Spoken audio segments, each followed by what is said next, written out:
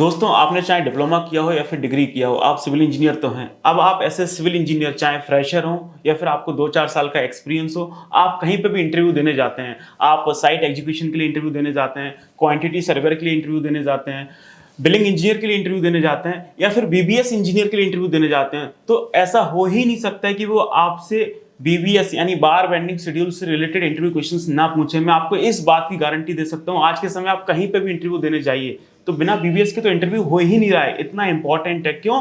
क्योंकि जो आपका स्टील है वो आपका सबसे हाईली वेटेज मटेरियल है। अगर आप 1 करोड़ का बिल्डिंग बना रहे हैं, प्रॉपर तरह से डिजाइन हुआ है, तो आप यकीन मानिए उसमें आपका 20% का स्टील लगने वाला है। तो आज के सेशन में मैं आपको बार बेंडिंग शेड्यूल के कुछ ऐसे इंपॉर्टेंट फॉर्मूले बताने वाला हूं जिसको आप अगर सही से समझ लेते हैं तो बीबीएस बनाने में आप एक्सपर्ट हो जाएंगे। और ये सारे फॉर्मूले मैं आपको आईएएस 456, आईएएस 1786 और आईएएस 2502 की हेल्प से एक एक फॉर्मूला आपको बताने वाला हूं। सारे फॉर्मूले, 2-4 फॉर्मूले नहीं, पूरे 10-12 फॉर्मूले बताऊंगा जिसको आप सही से समझ लेंगे तो बीबीएस बनाने में आप एक्सपर्ट हो जाएंगे। इस बात की मैं आपको गारंटी दे सकता हूं, लेकिन इसके लिए आपको ये वीडियो पूरा देखना पड़ेगा।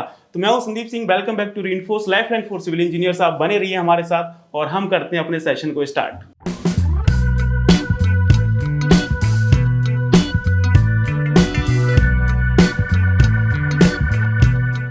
सबसे पहले मैं आपके साथ डिस्कस करूंगा कटिंग लेंथ निकालने का फॉर्मूला।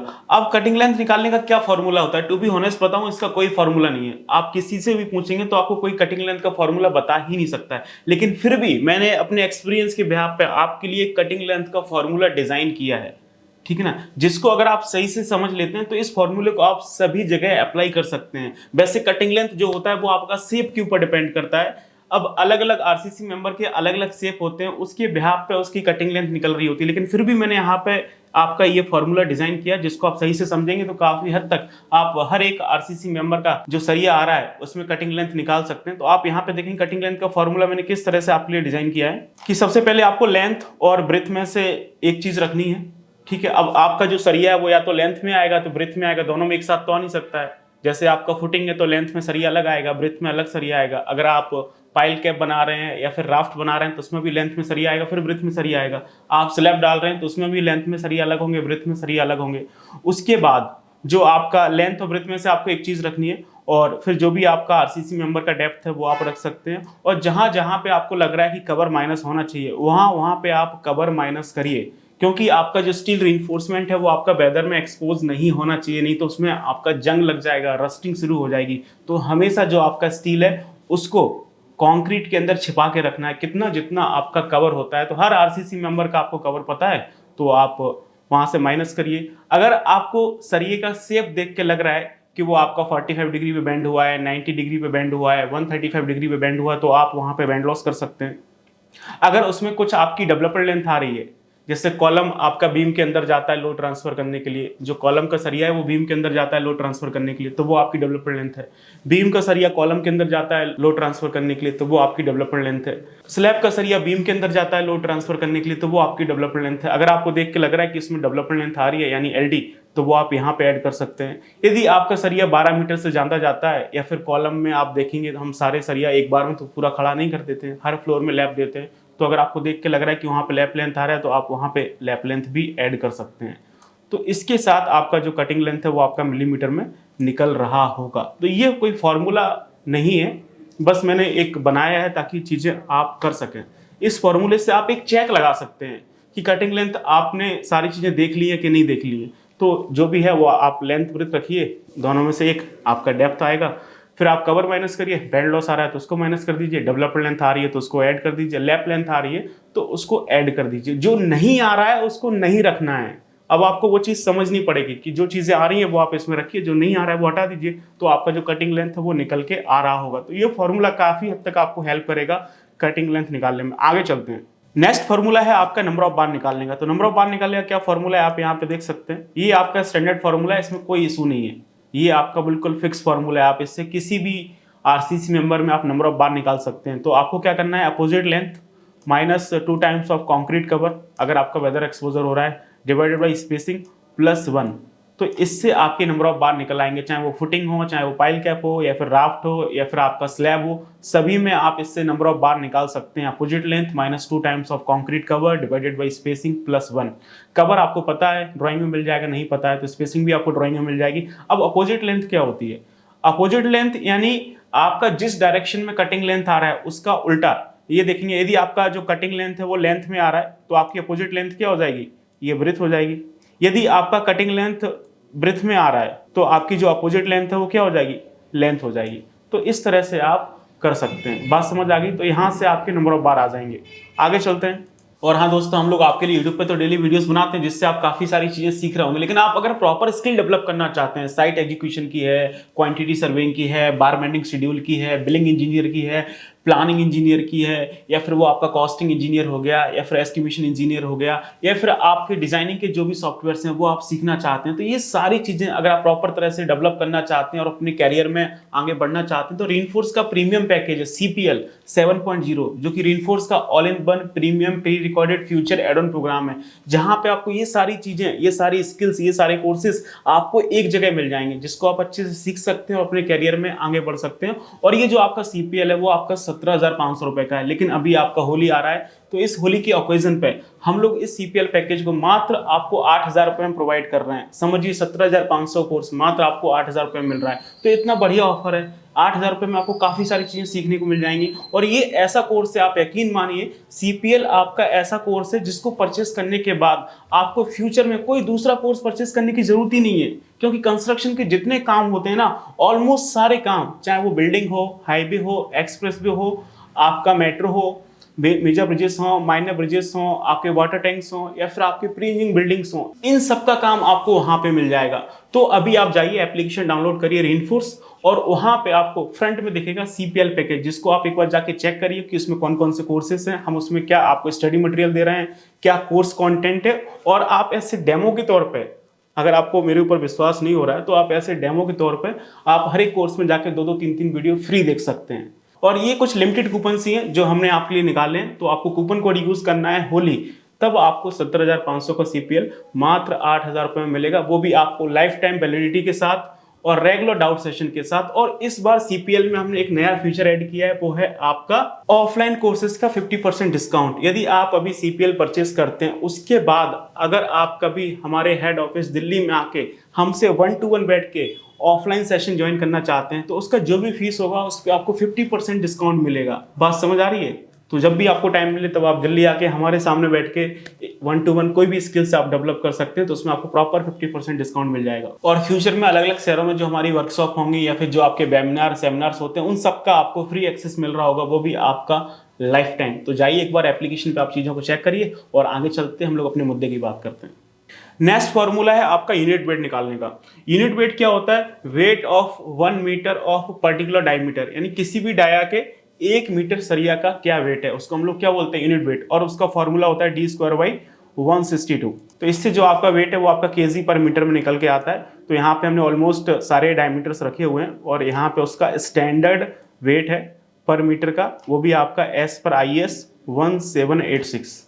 तो जो आपको डाया है वो आपको यहाँ पे रखना है मिलीमीटर में और 162 से डिवाइड करना है, तो यहाँ से आपका वेट निकल आएगा। और यहाँ पे एक चीज़ है जो आपको ध्यान रखनी है, तो आप यहाँ पे देखेंगे कि 6 mm के डाया से लेके और जो 12 mm तक का डाया है उसका जो हम वेट ले रहे हैं वो डेसिमल के बाद 3 डिजिट तक ले रहे हैं। और उसके बाद जितना भी आपका सरिया है 16 से लेके 40 तक का, उसका आप देखेंगे तो जो यूनिट वेट है वो आपका डेसिमल के बाद 2 डिजिट तक ले रहे हैं। तो ऐसा ही आपको याद करना है, यही आपका स्टैंडर्ड वेट है। इसी वेट के अकॉर्डिंग साइड पे जो आपका सरिया आता है उसका 1 मीटर हम काट के स्टैंडर्ड वेट टेस्ट करते हैं। अगर इससे वेट अगर आपका ऊपर बढ़ता है, ज़्यादा जाता है, तो फिर जो आपका साइड पे जो सरिया है वो आपका कम पड़ जाएगा। आगे चलते हैं, नेक्स्ट फॉर्मूले की हम बात करते हैं। नेक्स्ट फॉर्मूला है आपका टोटल वेट कैसे निकालेंगे। कटिंग लेंथ हमने आपको निकालना सिखा दिया, नंबर ऑफ बार हमने आपको निकालना सिखा दिए, यूनिट वेट आपको निकालना सिखा दिया। अब आप किसी भी RCC मेंबर में जो सरिया आ रहा है उसका टोटल वेट कैसे निकाल सकते हैं। तो टोटल वेट निकालने के लिए आपको कुछ नहीं करना है, जो आपने कटिंग लेंथ निकाला है वो आप रखिए, जो आपने नंबर ऑफ बार्स निकाले हैं वो आप रखिए, और जो आपका डाया है 10 का, 12 का, 16 का, वो आप यहाँ पे रखिए। तो इससे जो आपका टोटल वेट है वो आपका kg में निकल रहा होगा। तो यहाँ से चीज़ें आप कर सकते हैं। ये बात समझ आ गई।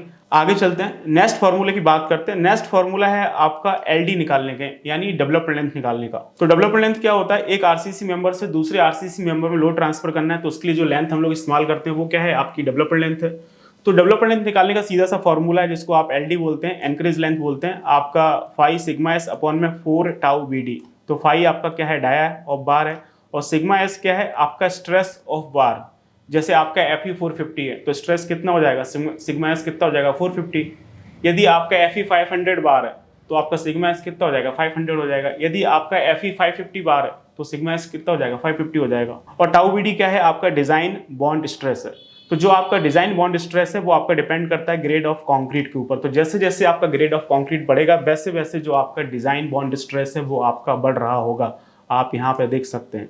तो यहाँ पे हमने आपके लिए डिजाइन बॉन्ड स्ट्रेस भी लिखा हुआ है, ये आपका ग्रेड ऑफ कंक्रीट है, उसके हिसाब से आप देखेंगे ये आपका जो डिजाइन बॉन्ड स्ट्रेस है वो आपका बढ़ रहा है, जो हम लोग आपका टेंशन में यूज करेंगे। और यहाँ पे देखेंगे ग्रेड ऑफ कंक्रीट आपको दे रखा है, और यहाँ पे जो आपका डिजाइन बॉन्ड स्ट्रेस है वो भी आपका बढ़ रहा है, ये आपका कंप्रेशन के लिए दे रखा है। तो जैसे जैसे आपका ग्रेड ऑफ कंक्रीट बढ़ेगा वैसे वैसे जो आपकी डिजाइन बॉन्ड स्ट्रेस है वो बढ़ेगी, क्योंकि ग्रेड ऑफ कंक्रीट बढ़ रहा है यानी कंक्रीट की मजबूती बढ़ रही है, कंक्रीट में स्ट्रेंथ बढ़ रही है, तो कंक्रीट की सरिये के ऊपर पकड़ बढ़ जाएगी, तो जो आपकी डेवलपमेंट लेंथ है वो कम हो जाएगी। इसलिए मैं आपको हर बार बोलता हूँ कि जैसे जैसे ग्रेड ऑफ कंक्रीट बढ़ेगा तो वैसे वैसे जो आपकी डिजाइन बॉन्ड स्ट्रेस है वो बढ़ेगी। तो जब आपका नीचे डिजाइन बॉन्ड स्ट्रेस बढ़ेगा तो जो आपके एलडी है वो ऑटोमेटिकली कम हो जाएगी। तो ये फॉर्मूला आपको समझ आया। अब आप लोग यही सोच रहे होंगे सर ये पीपीटी तो आपने बहुत बढ़िया बनाया, ये पीपीटी हमें मिलेगा कैसे? तो इसके लिए कुछ नहीं करना है, आप गूगल प्ले स्टोर पर जाके हमारा एप्लीकेशन रीइंफोर्स डाउनलोड कर लीजिए, अदरवाइज आपको डिस्क्रिप्शन में लिंक मिल जाएगा, आप वहाँ पर जाके हमारा एप्लीकेशन रीइंफोर्स डाउनलोड कर लीजिए,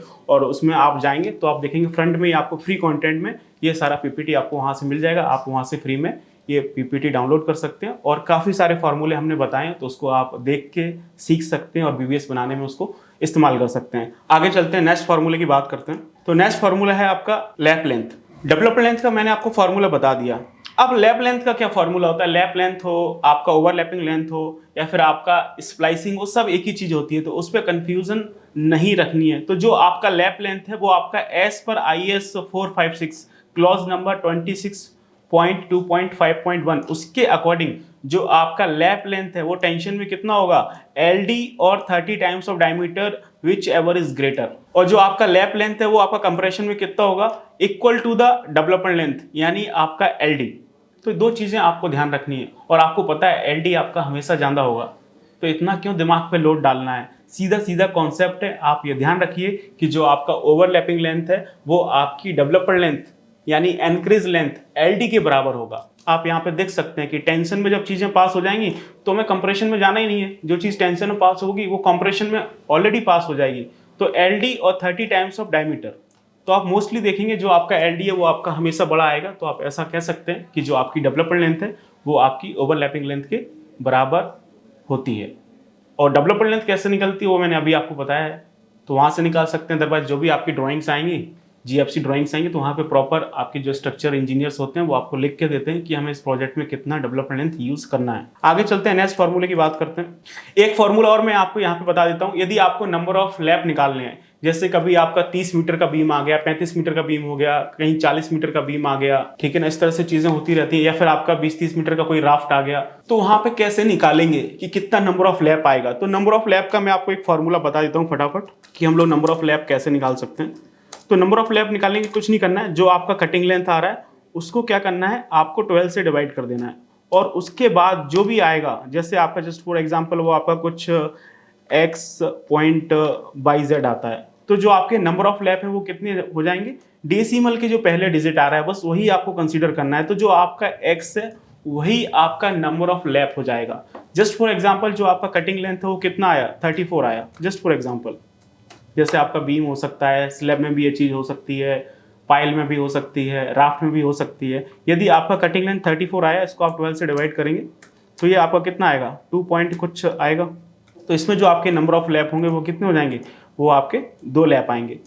और लैप लेंथ कितना होता है वो मैंने आपको बताया, डेवलपमेंट लेंथ के बराबर रखना है, तो वहाँ से आप चीज़ें कटिंग लेंथ में एड ऑन कर सकते हैं। एक चीज़ और है, आप उसको फॉर्मूला ही समझ लीजिए कि जब आप लैप लेंथ देते हैं तो 2 लैप के बीच में हमें कितना गैप रखना चाहिए, वो आप यहाँ पे देख सकते हैं। ये कई बार आपको इंटरव्यूज में मिल जाएगा कि यदि आप जैसे कॉलम में आप लैप दे रहे हैं, तो ये सबको पता है कि कॉलम में हम एक जगह सारे बार लैप नहीं दे सकते हैं। मैक्सिमम टू मैक्सिमम 15% बार हम एक जगह लैप कर सकते हैं, और जो 15% बार आपके बचेंगे उसको हमें दूसरी जगह लैप करना पड़ेगा। तो जो दूसरी जगह लैप कर रहे हैं उसके बीच में आपका कितना डिस्टेंस होना चाहिए, तो आप यहाँ पे देख सकते हैं। तो जो 15% बार है उसको हम इस पोजीशन पे लैप कर देंगे, बाकी जो दूसरे 15% बार हैं वो आपके इस पोजीशन पे आके लैप हो जाएंगे। अब इन दोनों के बीच का जो गैप है वो आपका एज पर IS कोड कितना होना चाहिए वो आप यहाँ पे देख सकते हैं। कितना आ रहा है आपका 1.3 टाइम्स ऑफ लैप लेंथ। इससे कम में काम नहीं चलेगा, ये आपका स्टैंडर्ड है। दो लैप के बीच का डिस्टेंस कितना होना चाहिए 1.3 टाइम्स ऑफ लैप लेंथ। ये आप याद कर लीजिए, ये भी एक तरह से फॉर्मूला ही है। कई बार क्या होता है कि जो हम लोग कॉलम बनाते हैं तो उसमें जॉगल देते हैं। ये देखेंगे यहाँ पे हमने एक जॉगल का कॉन्सेप्ट रखा हुआ है, ठीक है ना। यदि आपका सरिया 8, 10, 12 mm का है तो कोई इशू नहीं है, आप डायरेक्टली लैप कर सकते हैं। लेकिन जैसे ही आप 12 mm से ऊपर जाते हैं तो आपको जॉगल करना ही पड़ेगा, ताकि प्रॉपर आपका एक लाइन ऑफ एक्शन में जो आपका लोड है वो आपका प्रॉपर लाइन ऑफ एक्शन में ट्रांसफर इस तरह से हो सके। तो उसके लिए आप कटिंग लेंथ पे कितना एड ऑन करेंगे। जो आपको जॉगल होता है वो आपका 1:6 के रेशियो से जाता है। तो जो आपका जॉगल है उसके लिए आपको कितना एक्स्ट्रा लेना है, वो लेना है आपको 6 टाइम्स ऑफ डायमीटर और 75 mm which ever is greater. अब जो कॉलम है उसमें जो सरिया कम से कम 12 mm का तो आएगा, तो 12 छिंग कितना होता है 72। फिर भी ये आपका 75 से कम है तो आपको 75 लेना पड़ेगा। अगर आपका 16 mm का सरिया आता है तो 16 × 6 कर लीजिए कितना होता है, तो वो आपका 75 से ज़्यादा चला जाएगा, तो फिर वो आपको एड ऑन करना पड़ेगा। तो इस तरह से आप देख सकते हैं। तो ये आपका जॉगल है 6 टाइम्स ऑफ डायमीटर और 75 mm which ever is greater. तो एक तरह से एक फॉर्मूला ये हो गया। आगे चलते हैं, नेक्स्ट फॉर्मूले की हम बात करते हैं क्रैंक बार की।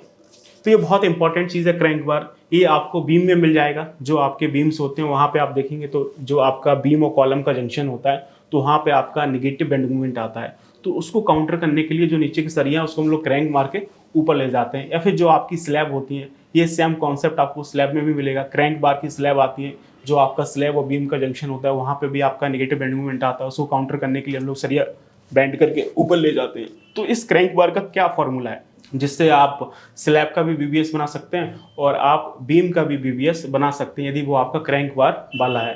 तो आप ध्यान से देखेंगे तो आपको समझ आएगा जो आपका क्रैंक है वो किस पे होता है, 45 डिग्री पे हम क्रैंक मारते हैं। तो ये इस तरह से हमने यहाँ पे एक डमी बीम या फिर स्लैब आप समझ सकते हैं हमने वो बनाया हुआ है। तो ये आपका बार आ रहा है। तो इस बार का कटिंग लेंथ निकालने का क्या फॉर्मूला है, आप यहाँ पे देख सकते हैं कि ये हमने एक स्लैब लिया हुआ है। तो जो आपका ये बीम आ रहा है तो इस बीम का जो आपका ब्रेथ है वो आप ले सकते हैं B, वो हमने यहाँ पे डाला हुआ है। उसके बाद जो आपका स्लैब है उसका जो आपका ये क्लियर स्पान आएगा L, वो हमने यहाँ पे लिखा हुआ है।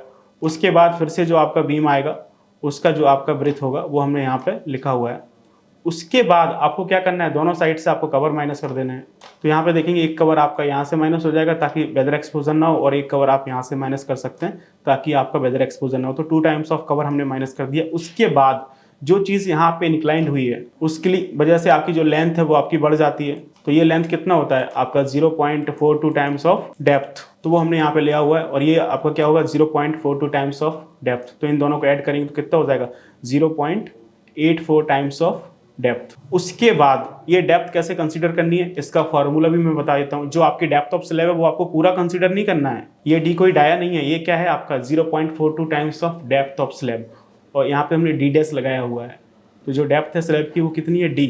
तो इसमें आपको क्या करना है, तो ये देखेंगे D डैश कैसे आएगा। जो आपकी स्लैब की डेप्थ है उसमें से एक टॉप कवर माइनस कर देना है, एक बॉटम कवर माइनस कर देना है। तो ये देखेंगे आप यहाँ से एक आपका ये ऊपर से कवर माइनस हो जाएगा और एक कवर ये आपका नीचे से माइनस हो जाएगा ऐसा। तो ये आपके 2 कवर माइनस हो जाएंगे। उसके बाद जो हम लोग ये D डैश लेते हैं वो आपके बार के सेंटर टू सेंटर लेते हैं। अगर आप आउटर से लोगे तो ज़्यादा आ जाएगा, इनर से लोगे तो आपका कम आ जाएगा। तो हम लोग सेंटर टू सेंटर लेते हैं। तो उसके लिए आधा डाया ऊपर से माइनस किया हुआ है और आधा डाया नीचे से माइनस किया हुआ है।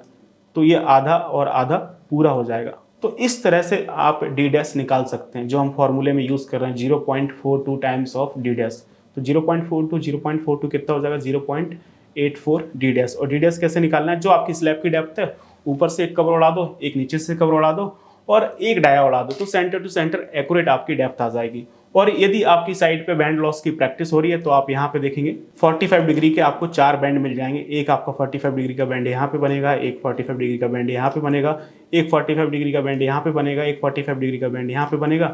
तो 45 डिग्री के लिए आपका 1D का लॉस होता है। तो यहाँ पे देखेंगे हमने 4 टाइम्स ऑफ डायमीटर का लॉस डाला हुआ है। तो इस तरह से आपका जो क्रैंक बार है आप उसकी कटिंग लेंथ निकाल सकते हैं। आई होप चीज़ें आपको समझ आ रही होंगी। आगे चलते हैं, नेक्स्ट फार्मूले की बात करते हैं। तो जो आपका नेक्स्ट फार्मूला है वो आपका टाई स्टीरअप्स या फिर रिंग, जो आपकी रिंग बनती है, ठीक है ना। यहाँ पे हम जो बात करने वाले हैं वो आपकी 2 लेग स्टीरअप्स की बात करने वाले हैं। अगर आपका बीम में आता है तो हम उसको स्टीरअप्स बोलते हैं, कॉलम में आता है तो उसको हम लोग टाइस बोलते हैं, और नॉर्मली हम लोग साइड पे क्या बोलते हैं, आपकी रिंग। तो आप स्क्रीन पे देखेंगे ये आपको क्या है, ये आपका 2 लेग स्टीरअप है। 2 लेग स्टीरअप क्यों है, क्योंकि इसके आपके 2 वर्टिकल हैं, एक वर्टिकल आपका ये है और एक वर्टिकल आपका ये है, क्योंकि इसके 2 पैर हैं, इसलिए हम लोग उसको क्या बोलते हैं, 2 लेग स्टीरअप, या फिर आपको उसको 2 लेग रिंग बोल सकते हैं। तो इसका कटिंग लेंथ निकालने का क्या फॉर्मूला होगा, तो जो आप स्क्रीन पे देख रहे हैं वो आपका स्टैंडर्ड फॉर्मूला लिखा हुआ है आपका एस पर IS 2502। तो क्या फॉर्मूला है कटिंग लेंथ निकालने का, 2 times of L dash plus B dash plus 24 times of diameter. ये हमारा स्टैंडर्ड फॉर्मूला है एस पर IS 2502। तो ये आपका क्या आ रहा है, ये पूरा इस तरह से रिंग बनेगा। तो ये यहाँ पे 2 लेंथ आएंगी, ये आपका एक लेंथ आएगा और एक लेंथ आपका ये आएगा, 2 आपकी ब्रेथ आएंगी, एक ब्रेथ आपका ये आएगा, एक आपका ब्रेथ ये आएगा। तो इन सबको हमने ऐड किया हुआ है, तो ये आ गया आपका 2 times of L dash plus B dash. अब ये एल डैश बी डैश कैसे लेना है वो मैं आपको बताऊंगा। प्लस हमने यहाँ पे क्या डाला हुआ है, 24 टाइम्स ऑफ डायमीटर। अब 24 टाइम्स ऑफ डायमीटर क्या होता है, ये होता है आपका हुक लेंथ एज पर IS 2502। जो हम हुक की लेंथ लेते हैं वो कितना लेते हैं, 12 टाइम्स ऑफ डायमीटर। तो यहाँ पे 2 हुक बनेंगे, एक हुक आपका ये बनेगा 135 डिग्री का, तो 12D इसका हो जाएगा। एक हुक आपका ये बनेगा 135 डिग्री का, तो 12D इसका हो जाएगा। तो 12D इसका इस हुक का और 12D इस हुक का, तो एक टोटल कितना हो गया है आपका 24 टाइम्स ऑफ डायमीटर हो गया है। तो ये आपका फॉर्मूला है यदि आपका रिंग 135 डिग्री का हुक बना के बन रहा है, जो कि आप स्क्रीन पे देख सकते हैं। ये 135 डिग्री का हुक है, उसका रिंग है, तो ये इसका स्टैंडर्ड फॉर्मूला है 2 times of L dash plus B dash plus 24 times of diameter. अब आपको एल डैश और बी डैश कैसे कंसिडर करनी है वो मैं आपको बताता हूँ। तो जो आपको एल डैश लेनी है वो आपको बार के सेंटर टू सेंटर लेनी है। तो आप यहाँ पे देखेंगे जो हमने एल डैश ले रखी है वो जो आपका ये रिंग आ रहा है इसके सेंटर से लेके, और जो आपका ये नीचे बार आ रहा है इसके सेंटर तक हमने ये पकड़ा हुआ है क्या, आपका एल डैश। अब ये एल डैश कैसे निकलेगा, जो भी आपका कॉलम है या फिर बीम है तो उसका जो भी आपको लेंथ दे रखा है उसमें से आपको एक कवर ऊपर से माइनस कर देना है और एक कवर आपको नीचे से माइनस कर देना है, जो कि हमने कर रखा है। लेंथ में से 2 कवर माइनस कर रखे हैं, और आधा डाया आपको ऊपर से माइनस कर देना है सेंटर टू सेंटर जाने के लिए, और आधा डाया आपको नीचे से माइनस करना है, क्योंकि IS कोड क्या बोलता है, आपको सेंटर टू सेंटर लेना है। यदि आप एल डैश आउटर से लेंगे तो कटिंग लेंथ ज़्यादा आ जाएगी, इनर से लेंगे तो आपकी कम आ जाएगी। तो हम लोग जाते हैं सेंटर टू सेंटर। तो 2 कवर माइनस करने हैं, आधा डाया ऊपर से जाएगा, आधा डाया नीचे से जाएगा, तो इस तरह से ये आपका पूरा डाया माइनस हो जाएगा और जो आपकी एल डैश है वो निकल के आ जाएगी। सेम तरह से आप बी डैश निकाल सकते हैं, ये आपका बी डैश है, ये देखेंगे। तो जो आपका बीम का ब्रेथ दे रखा है या फिर जो भी आपका कॉलम का ब्रेथ दे रखा है, तो उसमें से आपको क्या करना है, दोनों साइड से आपको कवर माइनस कर देना है। तो आप ये देखेंगे ये आपको ब्रेथ दे रखा है, यहाँ से हमने कवर माइनस किया हुआ है और एक कवर हमने यहाँ से माइनस किया हुआ है। तो ये आपके ब्रेथ में से 2 कवर हमने माइनस कर दिए, और सेंटर टू सेंटर आने के लिए आधा डाया यहाँ से माइनस होगा और आधा डाया यहाँ से माइनस होगा, तो ये आपका पूरा डाया माइनस हो गया। तो इस तरह से आपका ये एल डैश निकल आता है और ये बी डैश निकल आता है। तो 2 times of L dash plus B dash plus हमारा 12D का ये वाला हुक बनेगा, 12D का ये वाला हुक बनेगा एस पर IS 2502, तो आपका ये 24D आ जाएगा। इसके बाद अगर आपकी साइड पे बैंड लॉस की प्रैक्टिस हो रही है तो यहाँ पे आप बैंड लॉस भी डाल सकते हैं। बैंड लॉस कैसे डाल सकती है, 90 डिग्री का बैंड है तो 2D का लॉस यहाँ पे हो जाएगा। ये भी आपका 90 डिग्री का बैंड है तो 2D का लॉस यहाँ पे हो जाएगा। ये आपका 90 डिग्री का बैंड है तो 2D का लॉस यहाँ पे हो जाएगा। यहाँ पे 135 डिग्री का बैंड है तो ये 3D का लॉस होगा, और ये भी आपका 135 डिग्री का बैंड है तो आपका ये 3D का लॉस होगा। अब आप टोटल ऐड कर सकते हैं, कितना हुआ, 2 2 4 2 6 3 9 3 12। तो अगर आपकी साइड पे बैंड लॉस की प्रैक्टिस हो रही है तो आप इसमें से -12D और कर सकते हैं। तो ये आपका -12 टाइम्स ऑफ डायमीटर हो जाएगा। तो यहाँ से आपका एक्चुअल कटिंग लेंथ निकल आएगा। तो इस तरह से आप ये रिंग का VBS बना सकते हैं। ये रिंग हमारा किसका है, 135 डिग्री का। यदि आपका यही रिंग 90 डिग्री का होता तो उसका जो फॉर्मूला होता एस पर IS 2502 वो कितना होता, तो उसके लिए हम लोग क्या करते, जो आपका 24D आ रहा है तो उसके लिए हम लोग वहाँ पे क्या लेते, 20 टाइम्स ऑफ डायमीटर, इतना आपको करना पड़ेगा। और उसके बाद फिर जो आपका 90 डिग्री का अगर हुक आता तो फिर यहाँ पे बैंड लॉस कितना होता, 2D होता। फिर यहाँ पे भी बैंड लॉस कितना होता, 2D होता। तो ये कितना हो जाता है, 2 2 4 2 6 2 8 और ये आपका 2 10, तो ये -10 टाइम्स ऑफ डायमीटर होता, इतना चेंज आता। तो आप देख सकते हैं यदि आपका जो रिंग है वो 90 डिग्री पे बन रहा है तो उसका फॉर्मूला क्या हो जाएगा, 2 times of L dash plus B dash plus 20 times of diameter, और माइनस आपका bend loss 10 times of diameter. तो दोनों चीज़ें मैंने आपको बता दी है कि 135 डिग्री पे कैसे कर सकते हैं और 90 डिग्री पे कैसे कर सकते हैं। तो ये सारी चीज़ें, बाकी और भी आप यहाँ पे देखेंगे तो आपको अलग अलग रिंग्स मिल जाएंगी। ये आपका सर्कुलर रिंग है, डायमंड रिंग है, ट्रिंगुलर रिंग्स, बहुत सारी हेल्कर रिंग्स वगैरह हैं, चेयर बार बार हैं। तो ये सारी चीज़ें हैं, काफ़ी सारी चीज़ें हैं। तो ये सेशन आपका काफ़ी लेंथी हो रहा है और बाकी इन सब चीज़ों का आप कटिंग लेंथ डिटेल में सीखना चाहते हैं तो ये आपको पीपीटी मिल जाएगा, जिसको आप हमारे एप्लीकेशन रीइंफोर्स पे जाके डाउनलोड कर सकते हैं और चीज़ें डिटेल में सीख सकते हैं। अदरवाइज मुझे कभी टाइम मिलेगा तो मैं किसी नेक्स्ट सेशन में जितने भी आपके अलग अलग शेप के रिंग बनते हैं, चाहे वो 2 लेग हो, 4 लेग हो, सर्कुलर हो, डायमंड हो, ट्रायंगुलर हो, उन सब का मैं आपके लिए एक डेडिकेटेड वीडियो बनाऊंगा अगर आप मुझे कमेंट सेक्शन में बताएंगे। बाकी मिलते हैं नेक्स्ट वीडियो में। Till then keep learning and keep exploring. Thank you so much.